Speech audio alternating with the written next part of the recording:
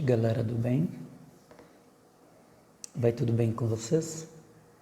Estamos aqui para estudar o capítulo 5 do livro do Apocalipse. Vemos o Senhor sentado no seu trono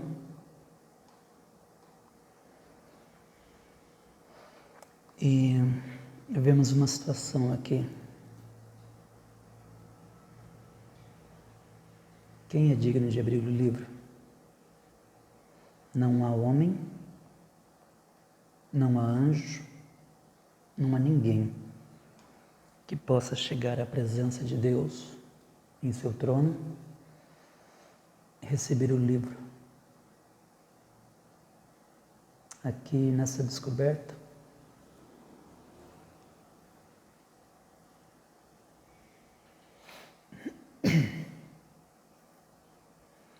nós encontramos solução em Jesus, o Rei de Judá, o leão que morreu, que foi morto, mas que está vivo para sempre.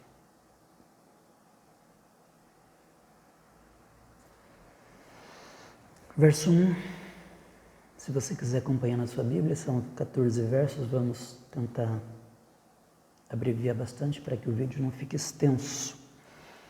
Vi na mão daquele que estava sentado no trono. Aqui a mão direita de Deus sugere posição de autoridade, posição de honra, força vitoriosa.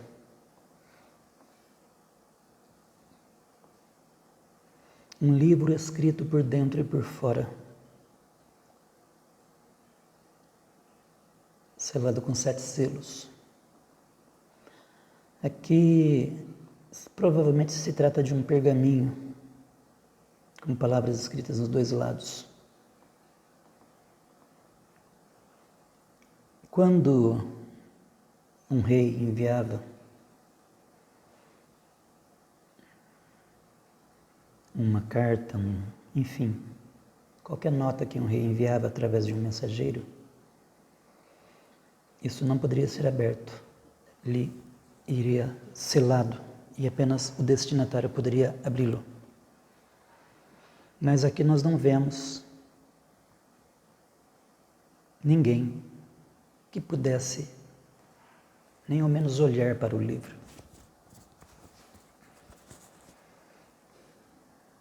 Verso 2. Vi um anjo forte que proclamava em grande voz: quem é digno de abrir o livro e de lhe desatar os selos? 3 vezes no livro do Apocalipse, um anjo forte aparece como servo de Deus. Aqui, o papel deste mensageiro é perguntar.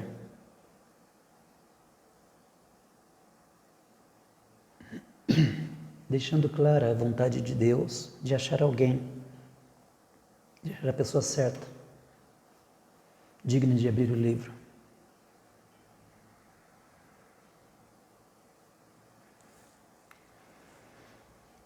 Ora, nem no céu, nem na terra, nem debaixo da terra, ninguém podia abrir o livro, nem mesmo olhar para ele.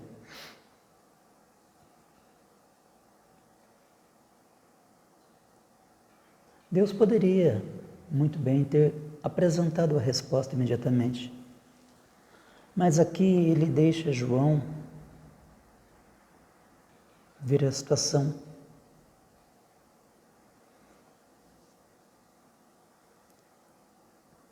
Porque se dependesse dos homens ou até dos anjos, a vontade de Deus não seria cumprida.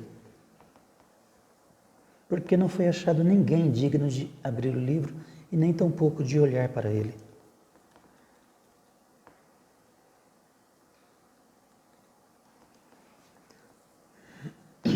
É interessante a gente observar que quando Adão e Eva pecaram, Deus poderia ter mandado Jesus, não é?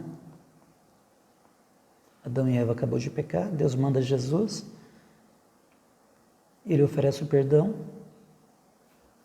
e restaura imediatamente a comunhão entre Deus e o homem.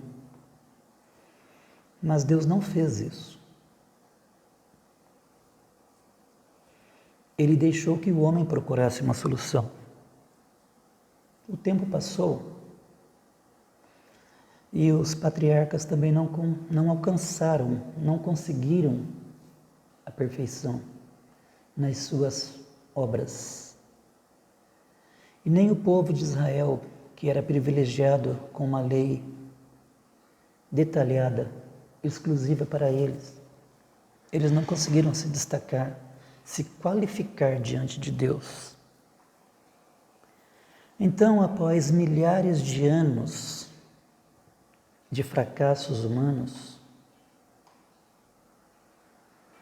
ninguém poderia discordar de Paulo quando disse que todos pecaram e destituídos estão da glória de Deus. Você confere isso lá em Romanos, no capítulo 3 e no verso 23. Eu chorava muito. Verso 4, tá? Aqui João se acha sem esperança, porque ele confiava em Deus, ele queria ver a vontade de Deus executada. Todavia, não tinha ninguém que pudesse abrir o livro. E eu e você?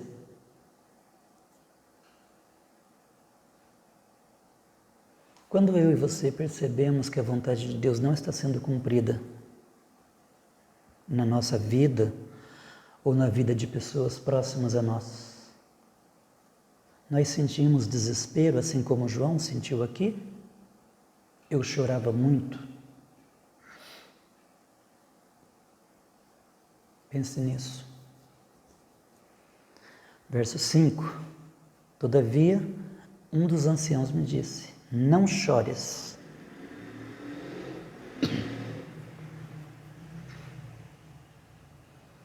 Nós vimos no capítulo 4 que são 4 anciãos, né? Que um dos próprios anciãos fala com João. Ele o consola, não com palavras vazias, tá? Mas com uma verdadeira esperança. Esperança que há somente em Jesus. O homem busca uma resposta para a sua necessidade, para a sua tristeza.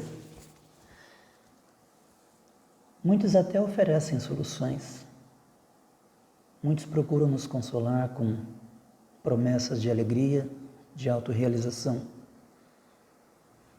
Mas qualquer promessa que não se baseie em Jesus é vã.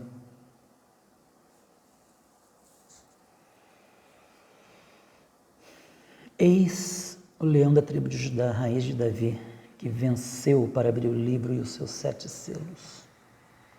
Jesus é o leão de Judá. Leão é um animal forte, um animal dominador. Ele representa poder real. Raiz de Davi. Aqui Jesus é da linhagem real de Davi, o rei Davi. Venceu. O que destaca Jesus dos outros, de todos os outros, tanto nos céus quanto na terra, é a sua vitória. Ele é digno porque venceu.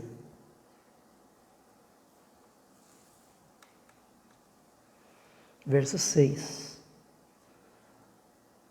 Então vi no meio do trono e dos 4 seres viventes e entre os anciãos, de pé, um cordeiro. Aqui o leão demonstra superioridade. Ele está no meio do trono, no meio dos seres viventes. Ele está junto ao Pai, entre os anciãos.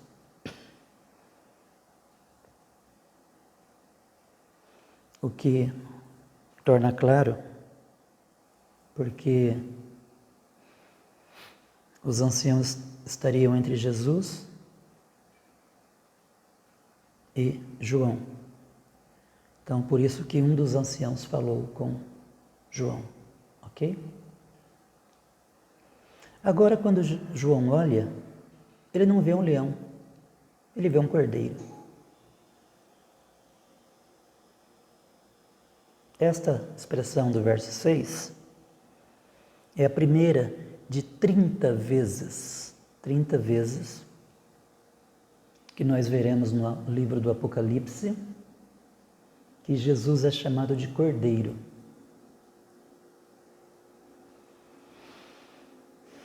Cordeiro de Deus que tira o pecado do mundo.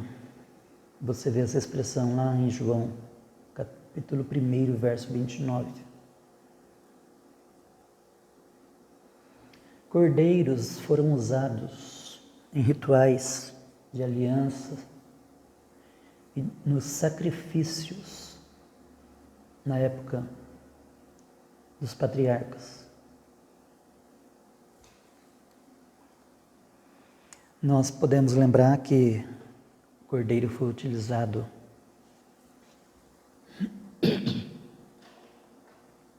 quando da saída do Egito.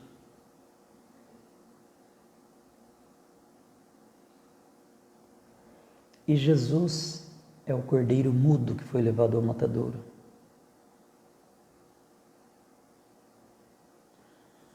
Enquanto que o leão ruge e despedaça seus inimigos, Jesus, na condição de cordeiro, foi levado ao matadouro,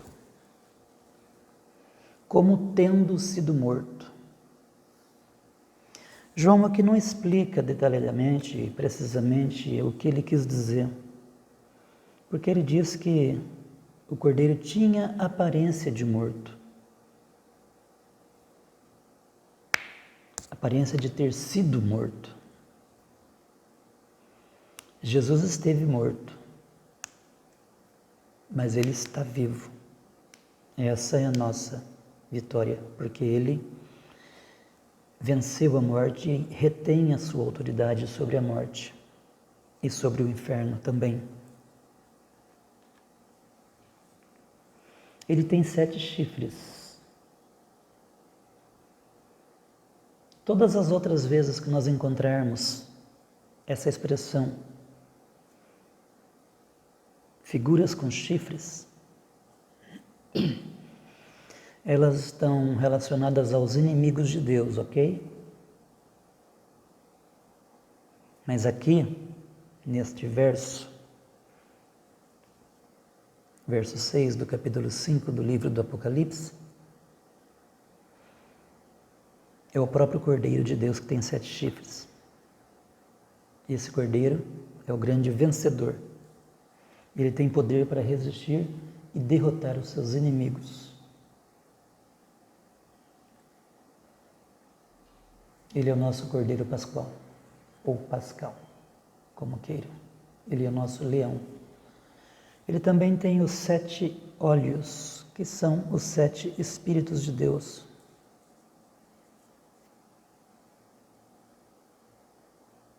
Aqui enfatiza a onisciência de Deus, através do seu Espírito Santo.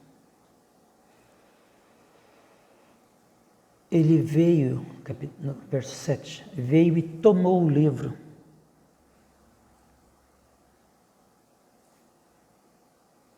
Aqui Jesus, completamente qualificado, toma o livro das mãos de Deus. Agora ele tem poder para executar a vontade de Deus inscrita neste livro. Quando tomou o livro, os 4 seres viventes, os 24 anciãos, prostraram-se diante do Cordeiro. Por ser achado de abrir o livro, de tomar o livro, Jesus agora se mostra digno de adoração.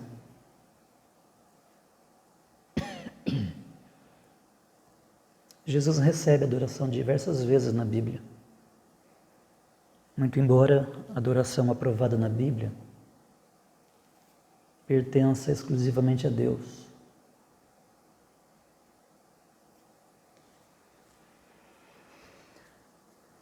Então, os anciãos se prostram diante do Cordeiro, tendo cada um deles uma harpa e taças de ouro cheias de incenso, que são as orações dos santos. Aqui nós vemos muitos símbolos do Velho Testamento.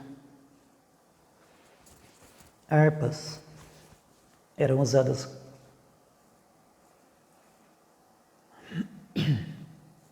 pelos judeus no templo, e o incenso fazia parte do serviço do tabernáculo. Aqui nessa cena, em que os anciãos se prostram diante de Jesus, eles vêm com as suas harpas e taças de incenso. Incenso aqui já é explicado, né? São as orações dos santos. Precisamos observar que lá no tabernáculo, o altar de incenso ficava fora do véu, mas ele pertencia ao Santo dos Santos, tá? Porque o aroma passava pelo véu e chegava à presença de Deus. E aqui nós entendemos que o incenso são as orações dos santos, chegando a Deus. Entoava um novo cântico.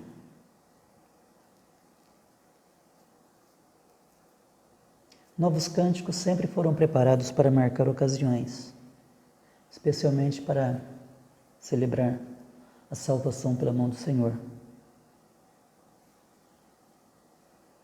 Davi compôs muitos cânticos.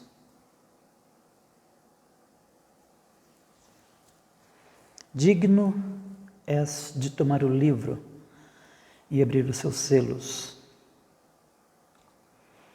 No capítulo 4 do último vídeo estudado, o louvor foi dirigido ao Pai. Aqui neste capítulo é ao Cordeiro, ao Filho, né?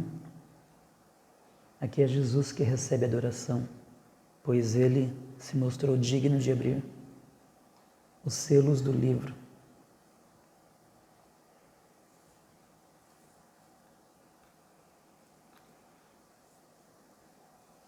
Porque foste morto e com o teu sangue compraste para Deus os que procedem de toda tribo, língua, povo e nação. Jesus recebe louvor por ser o Salvador ressuscitado, que se sacrificou a si mesmo para oferecer salvação a todos. Todos.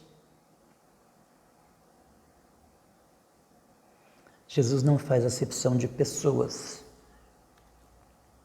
Verso 10. Para Deus os constituíste reino e sacerdócio, e reinarão sobre a terra.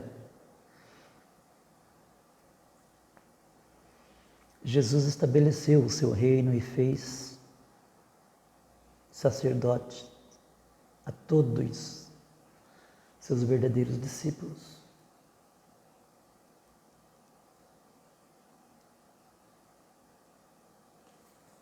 Reinarão sobre a terra.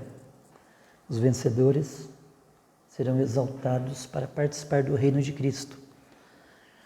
Entenda-se o reino milenial de Cristo, que nós falaremos nos próximos vídeos. Vi e ouvi uma voz de muitos anjos ao redor do trono,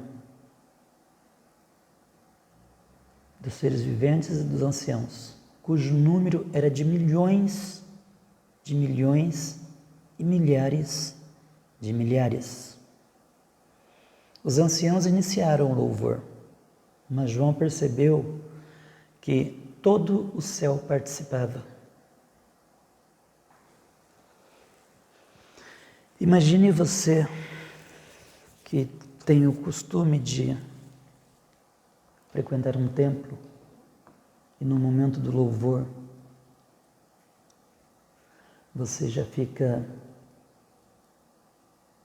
emocionado com dezenas de pessoas dentro do templo. Imagine aqui como seria o louvor de milhões e milhões adorando aquele que os resgatou, o Cordeiro morto desde a fundação do mundo,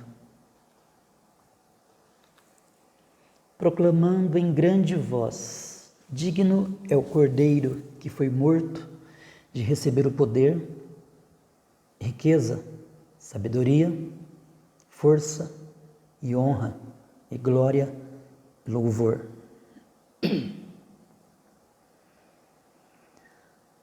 Ele já foi declarado digno diante do Pai, digno de abrir o livro. Agora ele é declarado digno de receber adoração de toda multidão. Poder, riqueza,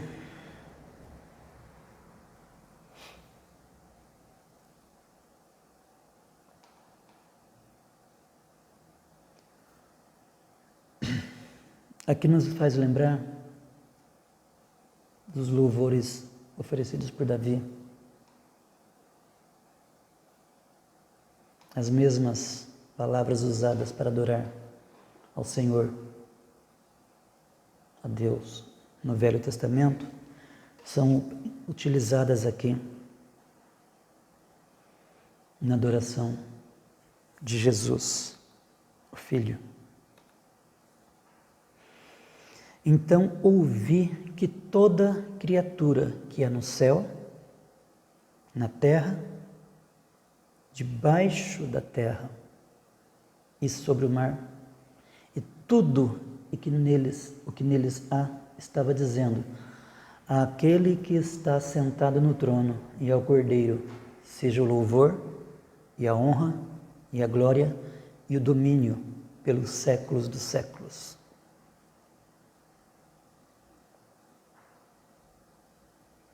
Depois de ver a glória do Cordeiro, João viu os anciãos louvando e depois ele viu os milhões nos céus. Agora ele abre mais a cena e percebe que toda a criação, tanto nos céus, na terra, debaixo da terra, nos mares, está participando do louvor, dirigido ao Pai e ao Cordeiro. Aqui as mesmas palavras de adoração se aplicam igualmente aos dois, ok? Os 4 seres viventes respondiam: amém. Todos os anciãos prostraram-se e adoraram. Aqui a atenção de João volta das extremidades da multidão em direção ao trono, onde os 4 seres viventes, aqueles mesmos que adoram sem descansar, falam amém. E também os anciãos se prostram e adoram. Aqui a cena de louvor termina com os anciãos, mas a adoração nunca para. É como as ondas do mar. Sempre há uma nova onda se levantando na maré do louvor incessante àquele que é digno.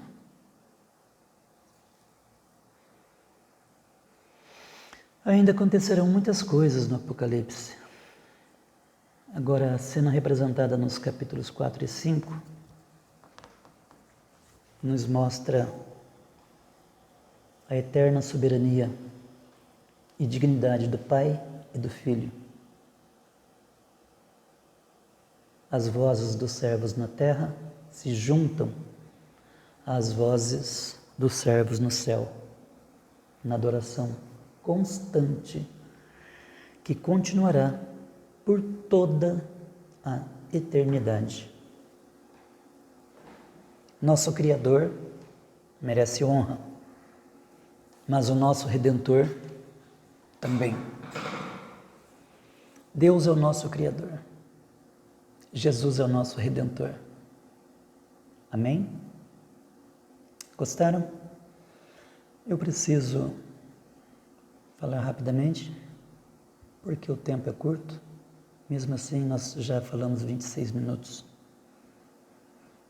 No próximo capítulo, que for muito extenso, eu prometo que eu vou dividi-lo em 2, para não ficar muito pesado. Mas eu espero que vocês estejam gostando do estudo, porque de minha parte eu garanto que estou amando. Deus vos abençoe, tenha uma boa noite e até o próximo vídeo, se Deus permitir e nós vivermos.